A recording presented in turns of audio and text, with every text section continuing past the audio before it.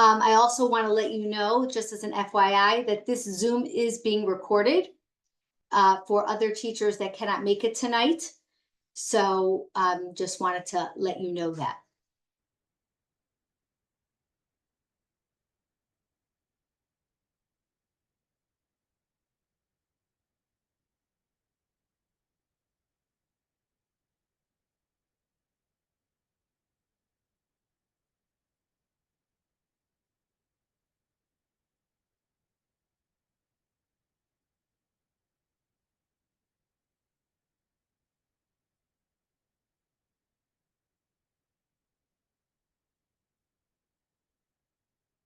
Those of you that just joined, I've asked that each person send me an email. First of all, mute your mute button. Also send me an email. I put my email in the chat so that I know that you attended. And also put your name in the chat and where you teach for Tree of Knowledge.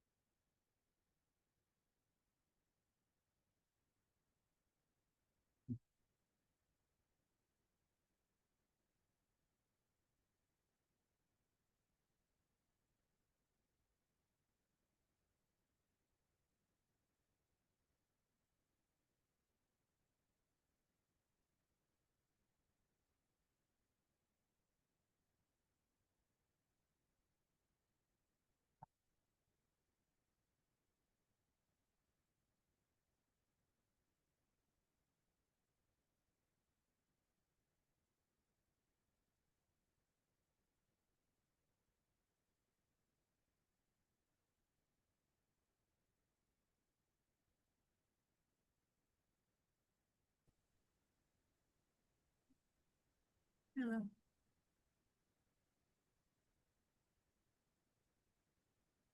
Those of you that just joined, please make sure that your mic is muted. Also, please put your name into the chat and where you teach for Tree of Knowledge. This is a recorded session, so just want you to be aware of that.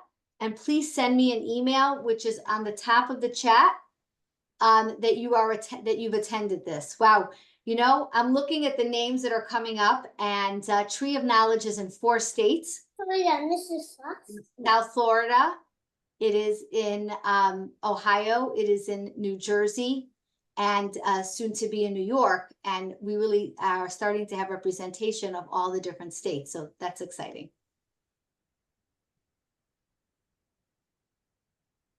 And a very big from a lot of guys teaching for the Seminole Nation, which is really nice. Okay. Okay, so I always start exactly on time because I want to reward the people that come early and are ready to roll. And so I'm just gonna, before I introduce myself, and I'm going to share my screen, I just want to remind everybody to mute their mics, send me an email that you've attended, put on the chat where you're teaching from. We have a very diverse group of people taking the session, and it's very exciting. Because at the end of the day, reading crosses all races, all stages, all ages, and it's so, so important. What I am going to do now is I am going to share my screen. Hold on one second. It is a PowerPoint presentation that I will be referring to, okay? A few things, hold on one second, let me just start this. Let me just share my screen so I can make sure everybody sees it. Okay. Is everybody seeing it? Let's see. Joyce, do you see it? You could unmute for a second. Yes, Hi, I can see it. Okay, cool. Just wanted to make sure. Mhm. There's somebody else trying to get in, so I will let them in. Okay. The first thing we're going to do before I even start, before I even introduce myself, is you're going to take a piece of paper, and on a piece of paper, you're going to write a number 1 through 10. Since I am also a BCBA, and we are trained in reinforcement and rewards, I'm going to put on a timer. And in 10 minutes, the timer is going to go off, and I am going to do a number 1 through 10. If you have that number, you will send me an email. You will tell me, you will unmute your mic. You will tell me that you have that number, and you will win a prize. Okay. So there's different prizes that we're going to win tonight. And I want to give you all the opportunity to not only take this course because you're truly interested in how to teach reading, but that you get a little reinforcement around as we're going through. So I'm going to start that right now. I have 2 more people that I'm going to just let in, and I'm going to do my little message one more time, and then that's it. Okay. So again, those people that have joined, please mute your mic. Please put your name in the chat and where you're teaching for Tree of Knowledge, and send me an email that you've attended. I love reading. And that is a shocking statement coming from a woman who as a girl struggled. I came from Israel when I was 5 years old. Although my parents were American, they did not send me to an American speaking school. And I came speaking fluent Hebrew and very little English. When I entered school, they were doing what's called whole language reading, where they were not teaching phonics. So even though maybe in Hebrew instruction, it's a more phonetic language, in English, they weren't. In 3rd grade, but I was very smart and I could memorize. So sight words were very easy for me because you see them over and over again and I memorized them. But basically, I was pretending to read. And in 3rd grade, a teacher noticed that I could not actually read. And she called in my mother and she said, you know, your daughter is a liar. So my mother said, really? She's a liar? And she said, yeah, look, she'll tell you that she can read. She'll read the sentence completely wrong. And then when I tell her what the sentence is, she'll say, yeah, that's what I read. And that really began a knowledge of the school that I had not really picked up reading. Now, those were the days before resource rooms and before a lot of tutors and a lot of what Tree of Knowledge is currently doing. And it took a while for me to actually learn to read, and an even longer process for me to learn spelling. But I thought it was more of an English as a second language. I never thought of it as a disability because at the end of the day, I did learn to read and I was an avid reader. But then when I had a child who was born in the United States to 2 English-speaking parents, and in kindergarten, I got called in by her teacher who told me that she is not picking up reading, did I realize that maybe something was wrong. We had a familial gene, and that maybe something was wrong. And that actually, it's funny, I had already had a master's degree in education, but I really didn't know anything about the reading process. And that's when I was, at the same time I was founding Tree of Knowledge, I was learning the best ways to teach reading, not just because of my passion of trying to bring that to different kids all over the country, but also because my own daughter was not picking up reading in kindergarten. Just a really quick review of what Tree of Knowledge does. Hold on, I just want to start the slideshow. It's not letting me. Okay, just a quick review of just what we do. Tree of Knowledge, I said, is in 4 states. It started off in Ohio in 1999. It has moved then to New Jersey, actually, then to Florida, and now to New York. So we're located in 4 states, and we do a lot of different things.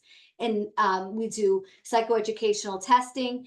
My husband and I were the founders of Tree of Knowledge, and he is a licensed clinical psychologist. I'm a BCBA, a reading specialist, a master's degree in special education, so I'm an intervention specialist. We do a lot of behavioral assessment, psychological counseling. We basically do everything and anything that has to do with a school. And in Florida, we actually run our own school for kids that can't be in school. And that is also used nationwide for kids that have to make up subjects and things like that, okay? So just to talk about reading is so vast. When I saw the amount of time that I had, and I am speaking very quickly, and I apologize, but there's so much that we want to get through during these sessions. The goal of tonight and Wednesday night is really the introduction, okay, to multisensory reading. What is it? It's a key word that everybody's using. There's a lot of different federal words that they use now. High dosage reading. They've come up with all kinds of reading words that define reading. Phonics-based reading. That's really all the same. And I'm going to talk to you about what that is, where it comes from, what the reading research is, and basically start the concept of multisensory phonics instruction. After this week, we're then going to go through some of the parts of a phonics-based curriculum like Wilson. I am challenged with basically teaching reading on one foot. It's never enough. Reading, I have been studying reading probably since 1999, and I continue to study reading. So it's not necessarily something that you will just snap your fingers and pick up. Really, the ultimate goal of tonight is to get you guys interested in it, and that hopefully you'll go forward and begin this process, okay? So that's really because there's so much. I mean, there are people that get PhDs in reading, right? But at the end of the day, I don't want to overwhelm you. I want you to believe and have the confidence that you could learn the proper way to do reading. By the way, a lot of the stuff that we're going to go over can be used in any language. It's not exclusive to the English language. When we get into some of the rules, that's exclusive to the English language. But the concept of multisensory reading is not unique to English. It can be used to teach any language, okay? I always like to start with this slide, because one of the things that people tell me all the time is, oh, Nikki, it's a whole new way of teaching. I can't do it. It's so complicated. It's so scripted. It's not natural. It's not touchy-feely. It's not giving kids enough, it's very structured. So it's not giving kids enough leeway. And I tell them, guys, number one, it's a myth. Reading and this form of instruction of reading was created from Samuel Orton between the years of 1879 and 1948. Basically, he came up with his Orton-Gillingham program right before the stock market crashed in 1929. Now, this is not new. And I'm going to tell you a little bit about why or how this didn't take effect. But the concept is not new at all. In fact, it's very old-fashioned, going back, and that's really it's not new at all. Okay, so who was Samuel Orton? And you'll hear these words: Orton-Gillingham. Are you Orton-Gillingham trained? Is Wilson reading program an Orton-Gillingham program? And so at the very least, I want you to come out of these sessions understanding what that means, okay? So Orton, Gillingham were two different people who created a reading program. And we're going to discuss what they created. Their original research, their original creation is what any good research-based reading program is based on, okay?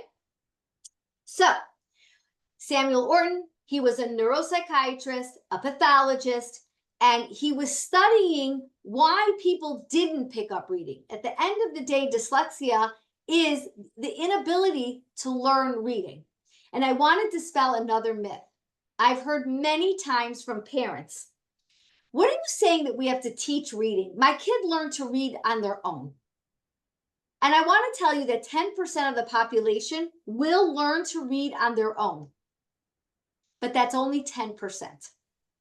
Less and less we're seeing is that 10%, because remember, our kids are exposed to a lot of screen time and things like that. So they're not even doing the reading of what previous generations did. But the ability to figure this out on your own is there.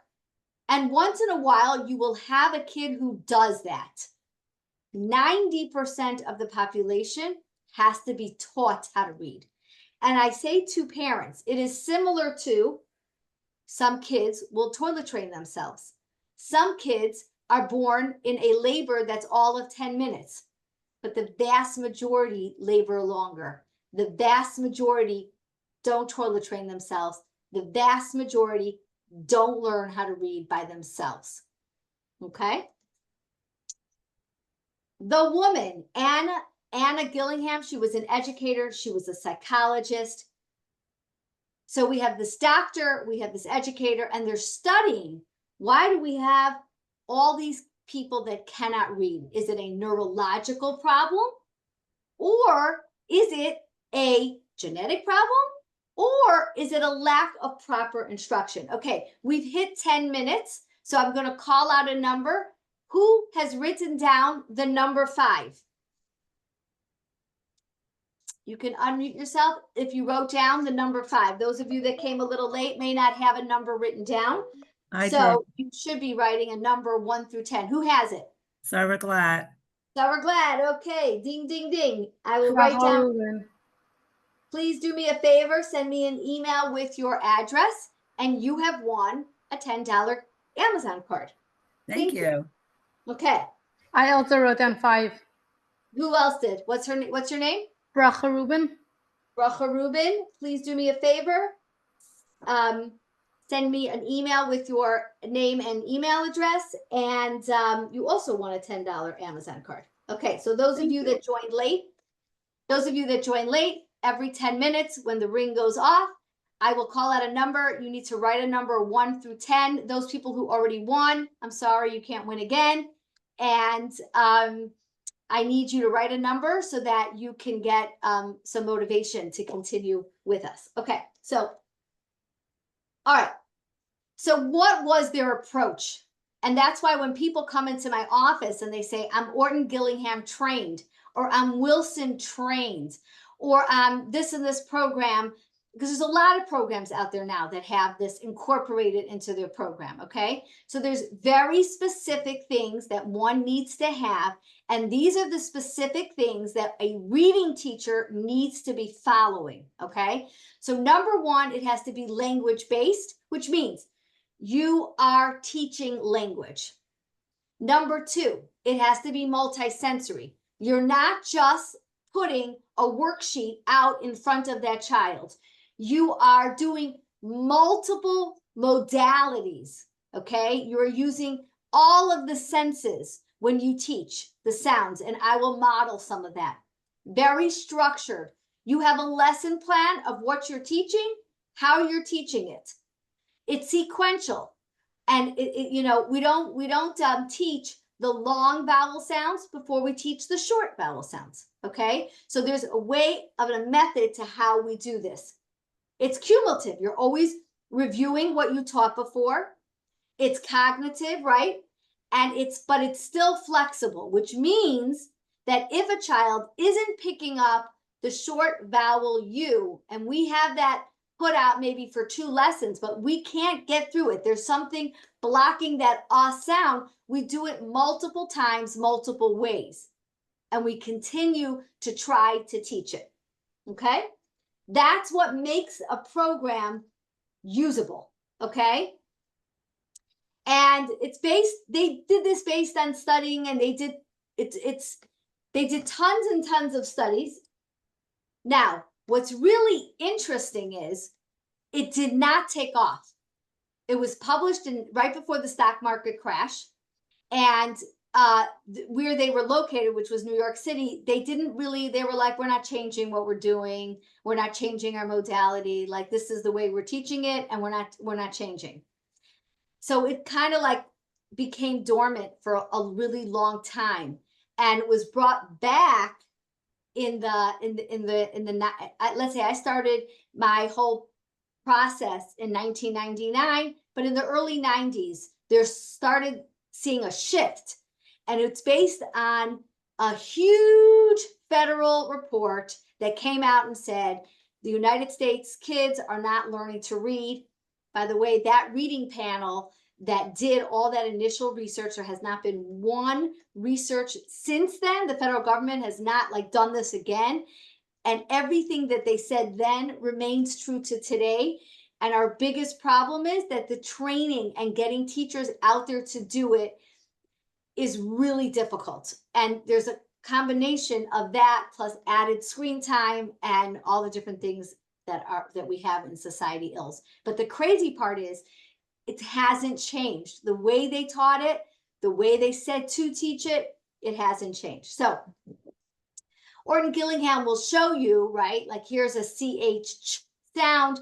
They will have the kids, do all kinds of sound. We want to make sure that in the early years of the sound that we are touching things, that we are feeling things, and that we are moving and using the body. And I'll tell you something really interesting.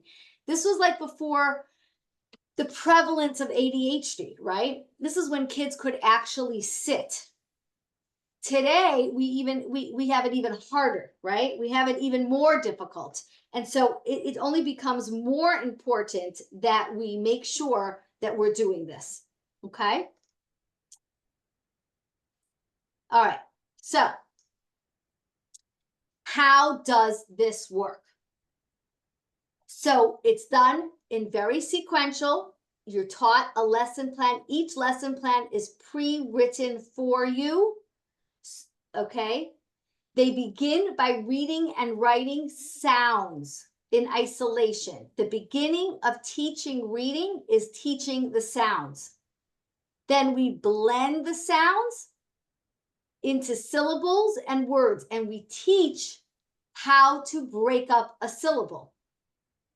And I think, it's very interesting. I've been here in the summer with my grandchildren living with me, and I was watching my daughter read with my granddaughter, and when she made a mistake, let's say the word was mailman, right? She would just tell her what the word was, like, oh, it's mailman. And I was like, no, break it up. Mail, man, cover up the man. Ask her what the AI sound is. And she was like, Mom, I don't even know what you're talking about. It's like Chinese. So, a lot of parents don't know about this. And the biggest issue that we have is really training the parents on how to do this, so that when you as a teacher are going over this with them, they as a parent can continue this work. Now, what I did for you is I made a YouTube video on how to teach the sounds. It's a video that I send out to parents when I am teaching their kids the sounds. Because number one, you want to make sure that they're doing the right sounds. And especially in the area of South Florida, we have so many different languages being spoken. A lot of the parents don't even really speak English, so they're not even doing the right sound. So that's number one. Number two is you want to make sure that they're teaching it in the right way. So for a minute now, I'm going to model. I'm going to move my thing over I'm going to move my camera over, and I'm going to model how we teach sounds in the multisensory way. At the same time, I'm going to post the video, and you will then have the YouTube video. And hopefully between today and Wednesday, you'll start studying the YouTube video, because one of the biggest areas of mistakes that I find is that the teachers themselves, they know most of the sounds, but they don't know all of the sounds, okay? So I'm going to step over here for a second. Let me see if you can see me. Tani, you want to do me a favor and unmute yourself and see if you can see me doing this, or if not, I will. Can you see me on this wall? Hold on, I'm going to move my camera. Hold on, to here. Can you see me? Can you see me standing here? Yeah, you should. Yeah, I see you. You're cut off though, So like we don't see the wall so well. I'm going to do something for you guys right now. I'm going to put on for you on the screen. Just give me a second. I'm going to put for you on the screen all of the letters. Make my life easier. Hold on. Foundations letters. Can you see this? Can everybody see the screen? Yeah? Yeah. Good? Yeah. Okay, so all I'm Yeah. doing, Yeah. okay, so all I'm doing is doing the sounds for you right now. So listen to the sounds, okay? All right. So one of the things that we do is the letter, the keyword, and the sound. We're going to do the short vowel sounds today and the consonants. This is like the basics of multisensory, okay? A, apple, ah. Okay, now if you look at me and you see me, you can actually see me. Let me just put this lower on my body. You can see me making an A with my body. Okay, again, we're saying it, but we're also moving our body. Another way to do this is I brought you an apple, right? This is an apple that's a squeezy. And those of you that have been working for me in Tree of Knowledge probably got one this year. But if you didn't, we can give you one. Anyways, touching and feeling. A, apple, ah. Now, short vowel sounds are elongated. We want to teach them that they hold out the sound. So one way to do it is by squeezing. Another way to do it is by using a rubber band. So A, apple, and for very little kids, we do A, apple, and we actually hold their fingers in their mouth, okay? Because we want to show them that vowels, short vowel sounds, are elongated, okay? Now, the consonants are clipped. They're the opposite. Very, very quickly. So, B, bat, B. Or taking your hand and going like this, like a bat. B, bat, B. Okay, again, using the body. C, cat, K. D, dog, D. E, ed, ed. And you swing your hips. So, F, fun. G, game, G. H, hat, and you could do the hat. I itch it, and you itch, right? Scratching itch. J, jug, J. K, kite. L, lamp. One of the things you teach them is that it's not lil la la, because then that will be adding a vowel. It's taking your tongue, putting it on the top of your mouth. Oh. And you say it's like a piece of chocolate that you're licking the chocolate. M, man, N, nut, O, octopus, ah. P, pot, Q is a chicken letter. It's always with the U. Q, U, queen, R, rat, S, snakes, T, tap, t. U, up, W, whoops, V, van, V. W, wind, W. X, X. It's the only letter that it really makes two sounds. It's the X with the S. Okay? Y, yellow, Y. Z, zebra, Z. And one of the things that you want to do is do all kinds of movements, and they can help you with those movements. You can create movements with them. I'm just going back to here. Sorry, guys. And they can help you with some of those movements. You can work with them. The goal is to be able to do these letters and do those sounds within 10 seconds. So it has to be practiced.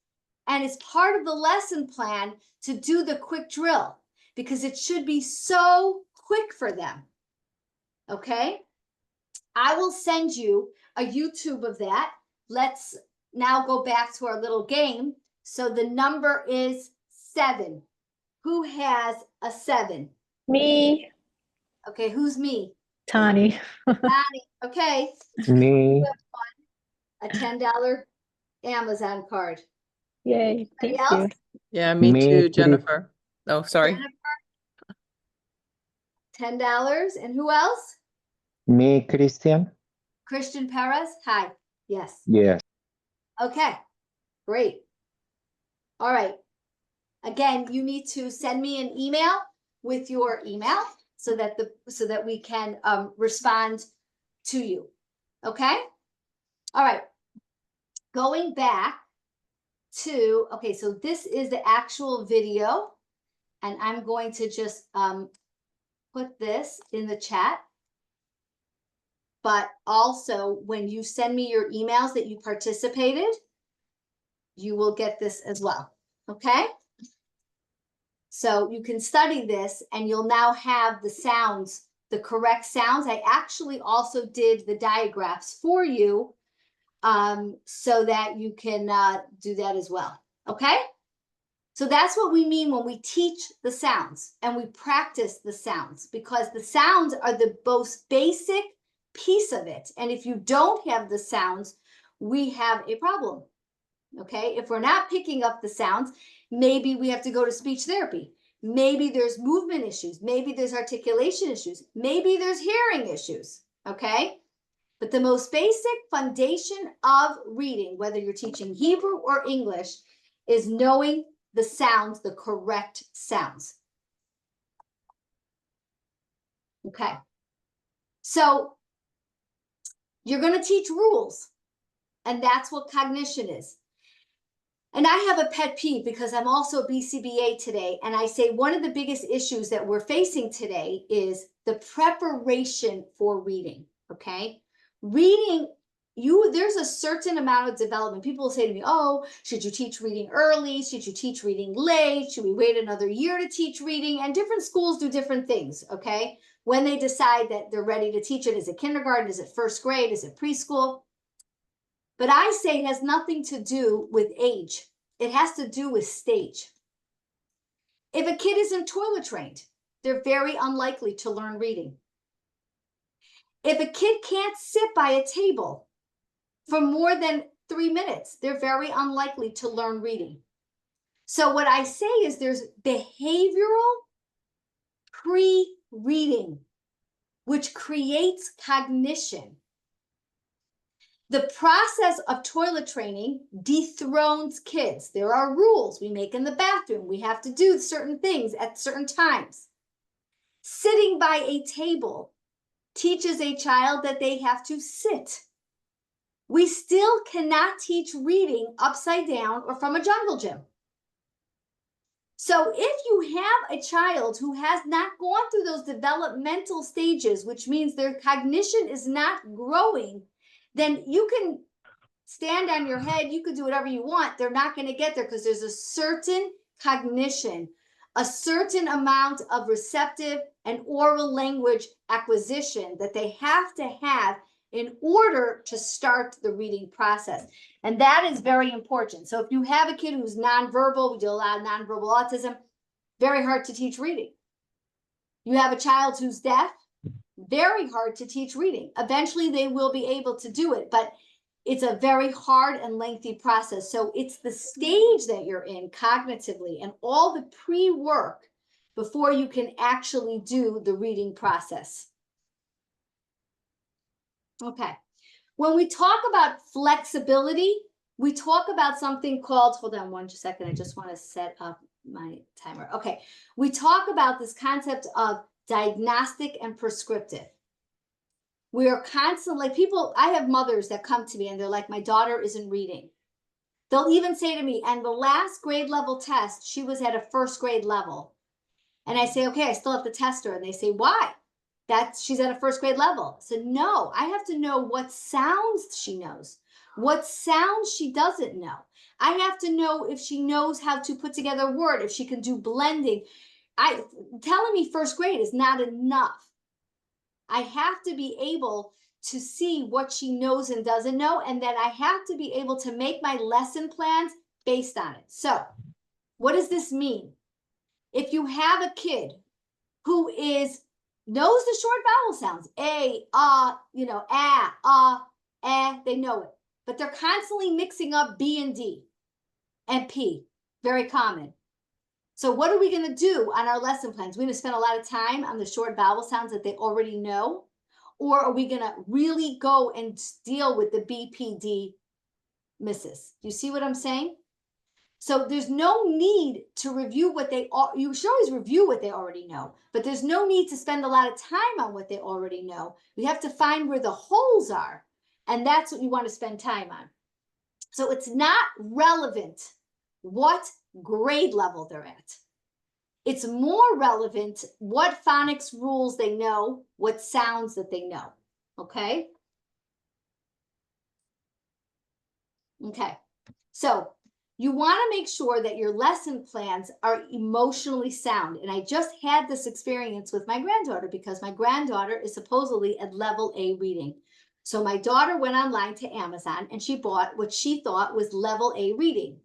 I'm sitting down with my daughter and it's taking so long. It's like, it's a killer. And I realized she's not at that level of a book. So what did I do? I went back and I bought little books based on phonics, right? That I knew, okay, we can do, I see that she knows the short A. Let's go through all the books that match that short A, short because at some point you have to do a high degree of success. Kids cannot walk away from your lesson wanting to kill themselves.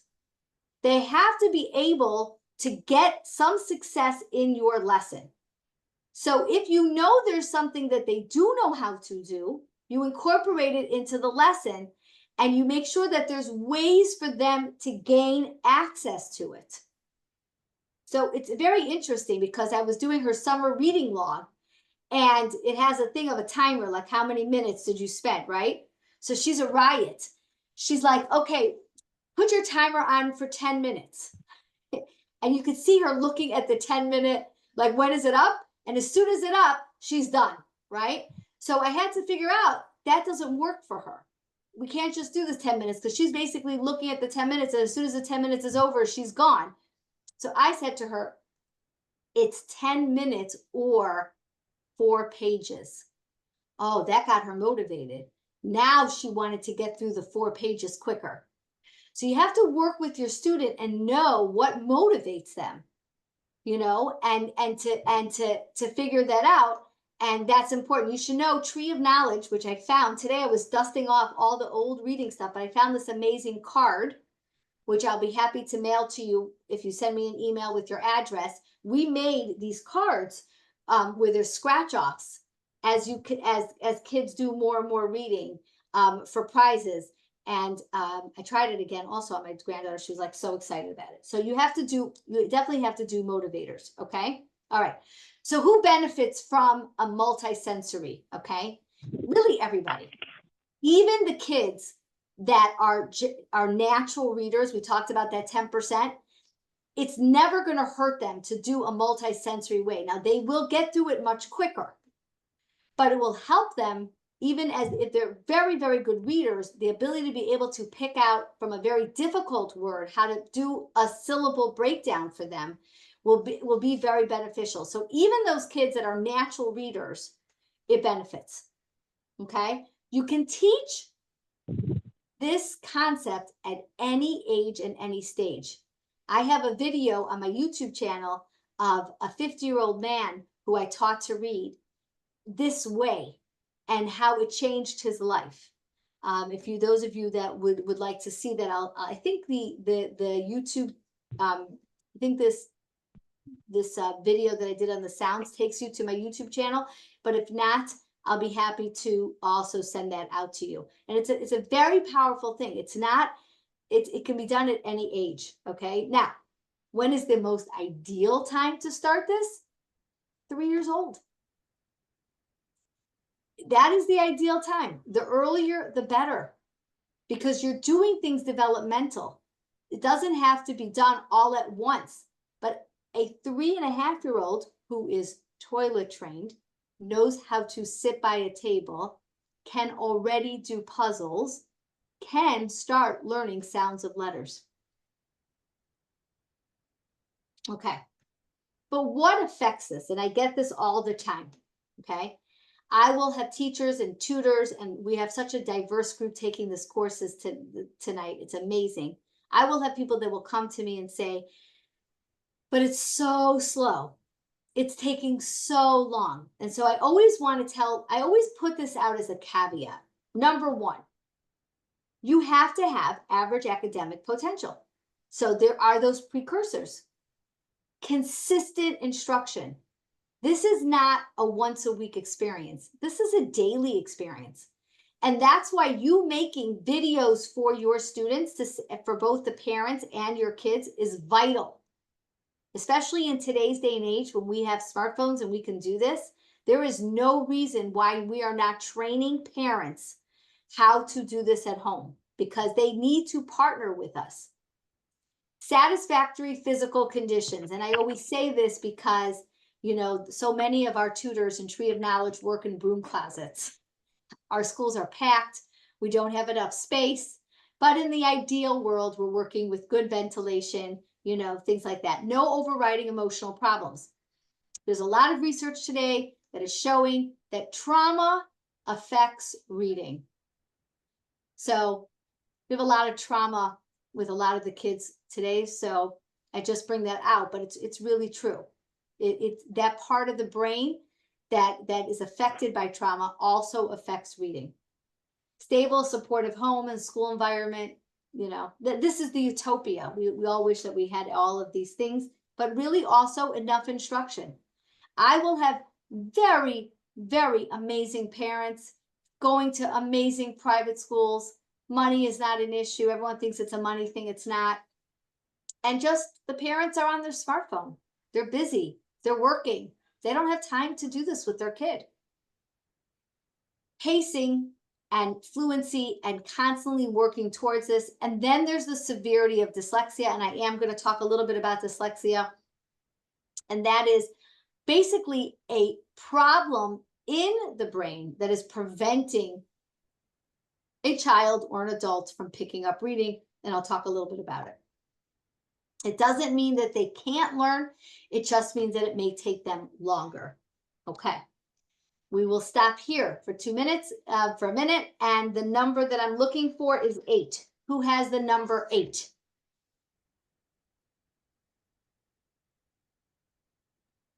Anybody have the number 8?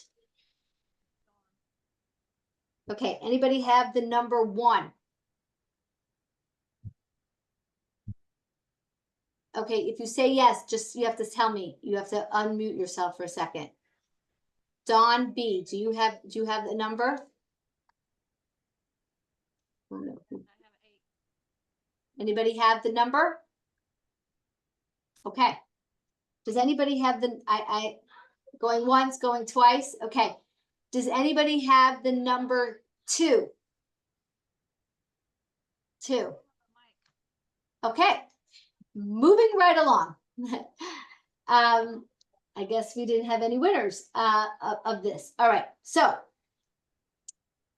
like I said, we know this is from the national, that remember I talked about that federal reading program. We know exactly how to teach reading. It is not a mystery at all. And we just literally have to do it. And unfortunately, so much of this research was done with children with reading disabilities, and we forgot the fact that all kids just benefit from this, okay? Somebody just asked me, how do we get the number? So you were supposed to, yeah, pick a number 1 through 10. So I'm going to just pause for 1 second since we didn't have any winners. And I'm going to say, pick a number 1 through 10 for those that came on new. And every 10 minutes, I call out a number, and it's a way for you to win a prize, okay? Alrighty. Second, stop. I'm gonna do that. Okay, we're gonna have an opportunity for one more time for this. Okay. All right. So we know that research is clear. You have to do multisensory. You have to teach it multiple ways. All right. So what's crazy is that this study reviewed multiple reading reports, and basically they came out with 5 areas that a good reading program has to have. And why I bring this up, because when we do the 10-part lesson plan, it's going to have every one of these areas. Now, when we normally have a session with a kid, it's probably 40 minutes, right? 40 to 45 minutes. So the goal is you're doing each one of these groups, each one of these will be incorporated into your lesson for about 5 to 7 minutes. And one of the nice things is you're switching the way. You're not doing anything for longer than 5 to 7 minutes. So phonemic awareness, that's sounds. We're teaching sounds. Whatever sounds that day that we're up to. Phonics, we're doing rules of the language. Okay? Maybe there's a spelling rule that we have to teach. Fluency, we are using a timer. We are seeing how much and how quick they can do it. Vocabulary, we're teaching a vocabulary word, and I'll talk about visualization and how to do that when we get up to the 10-part lesson. And we're doing some form of text comprehension, whether they're reading a paragraph, we're asking them questions. There's some form of comprehension within the program. I will tell you that teaching phonics and teaching phonemic awareness is much easier than teaching comprehension. This class is not going to really address teaching comprehension in any lengthy way. I'll talk a little bit about visualization, but it is not the program. A program that I also teach is that teaches comprehension, which is called verbalization, visualization, verbalization, is a better program if your kids are struggling with comprehension. But here's something you have to think about. If they're struggling with comprehension, is it because they truly cannot read? Is it because it takes them so long to read it, like they have a fluency issue? Is it a phonemic awareness issue, like they don't know the sounds right? Do they not know the rules of the language, like they don't know how to break up the syllables? Or is it really text comprehension? And I think that's a lot of teachers make the mistake and say, well, they don't understand what they're reading. But most of it is that they don't know how to read, that they're not reading fluently. Very rarely do I come upon a kid, and this is usually in the high functioning autism arena, where a kid can read phonics, where a kid knows all the sounds, but is still not putting it together. Okay, but I will address reading a text comprehension when we start doing the 10-part lesson. Okay, so you need single word decoding. You need to be able to read accurate, and you need to be able to be fluent in order to really be considered a proficient reader. Okay. I like to leave 10 minutes at the end of class for questions. So I'm going to a little bit talk about dyslexia, and then I'm going to stop talking so that I can hear from you. But basically, dyslexia, okay? Otherwise known as reading disability, because it's really the same thing. But basically, most of the reading comes from the left side of the brain. And we now have MRIs that show it. The comprehension part, the visual imagery, the vocabulary, the memorization of that, that's the right side. But the left side is where you do decoding, sound, and language. Dyslexia primarily affects the left side of the brain and not the right side of the brain, which is why a lot of dyslexics are very good at understanding when they're read to them. And sometimes that's why there's such a frustration, because they could understand when somebody reads it to them, but when they have to read it out loud, it's so slow, it's so laborious that's why they don't understand what they're reading. Okay. Basically, in a nutshell, we can say that this child has a reading disability if they're 2 years behind in reading or full academic year. Now, do we know if they have 100% dyslexia? No, because a kid could be 2 years behind in reading because they have an emotional problem, because their parents got divorced, because COVID hit and they hardly learned anything. You know, there's 100 reasons why a kid is behind in reading. Dyslexia is not all the reasons, but we use the term interchangeably with reading disability. And most of the time we use the term when we're seeing familial patterns. So for example, in my family, I didn't really learn to read till I was past 3rd grade, My brother struggled way more than I do. And by the way, boys have a higher tendency for dyslexia and a stronger tendency for dyslexia. Okay. Now, by the time my daughter came around, we were already doing multisensory reading. She was already going to a multisensory reading tutor. So it didn't last as long. She was able, we were nipping it, like as you say, nip it in the bud, but it was a long period of time of tutoring and doing those kinds of sessions. So that's really what dyslexia is, okay? It has nothing to do with math except for that sometimes you see it in the word problems and sometimes you see it in the reversal of numbers. It is not only about reversals. Everybody always says, oh, like, I don't know what's wrong with my kid. She's not reversing the numbers or she's not mixing up the D's and P's. That's one form of it. It's just for whatever reason, it's a very difficult part. That part of the brain is not working as effectively, okay? Now, some of the early research, the newer research on dyslexia, which is fascinating, is that we are now seeing it in speech early. So for example, 2- and 3-year-olds that are going to speech therapy, especially kids in dual language where they're like mixing up Hebrew and English, Spanish and English, right? So you see it in their language piece before you see it in their reading. And there's a strong connection between, you know, missing syllables, things like that, or saying that the correct endings in the early oral language before they even get to the reading part. And there is an oral dyslexia. I definitely, people who work with me will always say, oh my God, Nikki, she doesn't pronounce the word right. She's making up her own words. I have dyslexia and I have the oral version of it as well.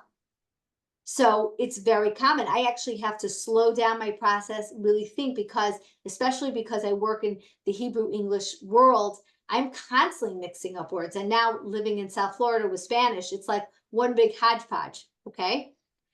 A big thing with dyslexics is that there are two very important components that affect the level of dyslexia. Sleep is a big one. So you'll see them, if they don't have a good night's sleep, you'll see them use these words. I usually do not talk to people at this time at night. So I know it's a recorded session, and at some point I'll listen to the recording and be like, oh my God, what came out of my mouth? But the bottom line is that it gets worse as the night progresses. And it gets worse when you're tired. And it gets worse when you are dehydrated and haven't had proper nutrition. Okay, these are all things that affect dyslexia. So it's not a product. This is an interesting one. They say it's not a product of neurological damage, but a product of neurological development, which means that they are seeing that this is a part of the genetic component of how you're developed even in utero. Okay, it is familial, and it does run in families. Okay, so the dyslexic population has grown because of this learning disability category, where we say any kid that's 2 years behind is really dyslexic. But the reality is, it's not really the word dyslexic. It just means that those people may not have gotten proper instruction.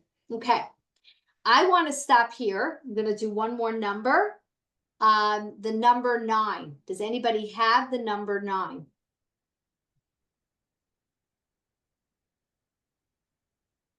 Okay.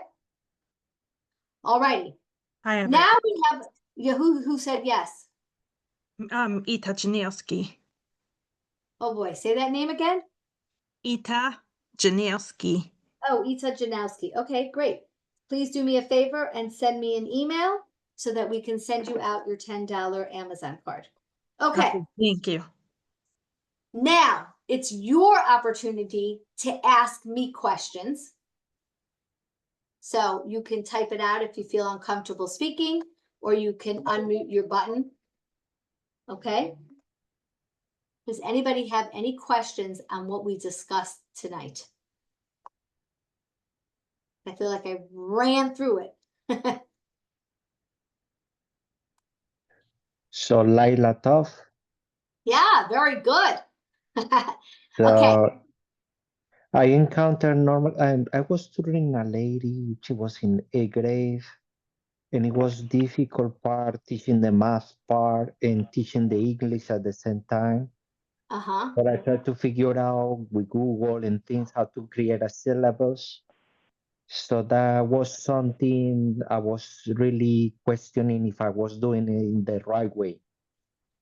We are going to teach you syllables, Yes. not in the But I intro, like the but in curriculum. next week's classes. Yeah. There are 6 types of syllables. We're going to go through each of those, hopefully, so that you'll know the syllables in the English language. And I encourage, there is an online product, wilsonlanguage.com.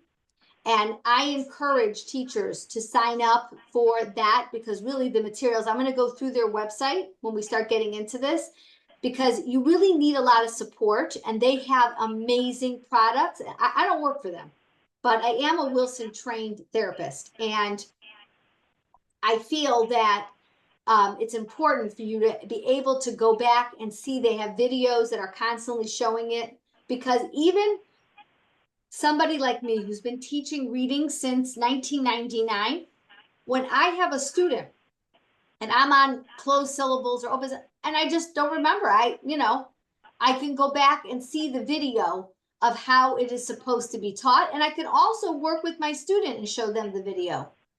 And I don't want to stop. This is really important. Anything you do today, when you're teaching, let's say a closed syllable, an open syllable, we're going to go over those, okay? But anything you teach, you really need to videotape and send it home to the parents, because I would say the vast majority of parents today have no idea. And so in the past, what we used to do is, okay, just practice this sheet with them, or practice this level A reader or this level B reader. It's not enough, because they don't really know it themselves. So many of them may have learned how to read and don't even know how they learned how to read. But also, you want to make sure that they are getting it as well. Will the recording be available? Absolutely. So I asked in the beginning of this class that everybody who's present to send me an email that they're present. We will be sending a few things to you. So we're going to make a group email for this class. And as part of it, you're going to get the PowerPoint presentation, access to the Tree of Knowledge YouTube channel, which has a lot of this stuff, and every single session recorded. Yes. And do you recommend Duolingo? Do I recommend what? Duolingo. I don't know what that is. It's a website to learn multiple languages. It has recently they added music, math, and what else? I forgot the other part they add, but they also study English, multiple languages. It was created by a Hispanic guy from Guatemala, and what I recommend that one is for the math part, because they create a section where they teach fractions and all of that, but they also teach English. So probably if you don't know, probably not that popular in the English speaking. Right. Yeah. I'm sure there's hundreds of apps. Listen, I don't have time to review. I'm sure there's hundreds of apps. But what I tell parents today, they are best off doing reading outside of an app. Okay? The best is the old-fashioned way with cards, and I'm going to show you a lot of manipulatives that Wilson sells. There's a very good software that's out there, just teaching the sounds. And again, if you want to use it for review, that's fine. But really good reading is taught by talking back and forth with the student, and and doing it that way, rather than putting a kid on an app. But there's tons of them. I'm sure there's a whole list of them. There are some people on the chat that are saying that they had the number, but they couldn't say the number. They're more than welcome to email me and give me their address and tell me that they have the number. Okay. Are there any other questions? Any other questions on dyslexia, on what you're seeing, or anything like that? Okay. So I real had a quick, question. I had Yeah. a question. When I arrived to this country, I take English second language, yes, and everything. I was really fluent. Everything goes well. When I took in the college, a class called English Composition 2, I had to read the literature on a lady called O'Connor, multiple writers, American authors, and I realized I really had a hard time understanding these readings. yeah. From O'Connor, this lady, it was really difficult. Even some European like Oedipus Rex, like the Greek readings. So we probably not want to teach that because that's probably the So that's probably difficulty. not, so let me just interrupt you for a second. We are going through the basics of the beginning. When I talk about Wilson, they have two parts to Wilson. They have steps 1 through 6, which is like the basics, like get to the 4th grade level of reading. And then they have 7 through 12. Now, I've only myself done it with like 5 kids because most of the time I just want to get the kids to basically read. But I have had students that are coming English as a second language that are really struggling with the higher level reading, SAT passages, prefixes, suffixes, things like that. And that's in the level 7 through 12. And I have to tell you, I've only done it with 5 students. On the YouTube, that 50-year-old guy, he got through all levels of it. But that's a much harder level, but that is what I do for the higher level kids that either it's a second language and they just really need that review. The vast majority of kids that I work with never get to that. So I'm just going to end with this one, with this thing, which is important. 80% of the people will be able to learn this way, okay? 10 to 13% will struggle, and 7 to 10% will never pick it up.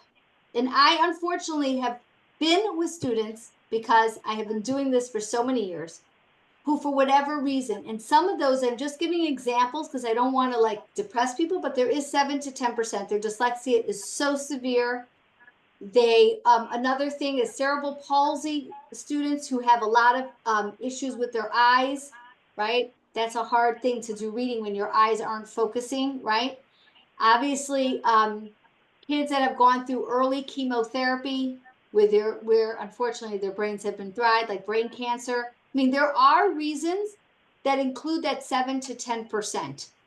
And thank God in today's day and age, we have so many ways to read out loud and things like that. But 80% of the rest of the world is going to get it with good instruction. 10% will struggle, but they'll get it. And then we have 10% that they really have some other reason that they can't. You will come across it. If you're working with children with learning disabilities, if you're working in this area, you will come across it. There's also a certain level of cognition that they have to have, right? But we don't even attempt for those kids, right? There are very low functioning kids we don't even really attempt. I'm talking about the kids that have enough cognition, right? 80% will pick it up, 10% will struggle, but they'll get it. And then we still have that 10% that never quite make it. So I just want to leave you with that. I hope that you'll get the YouTube and take a look at the sounds.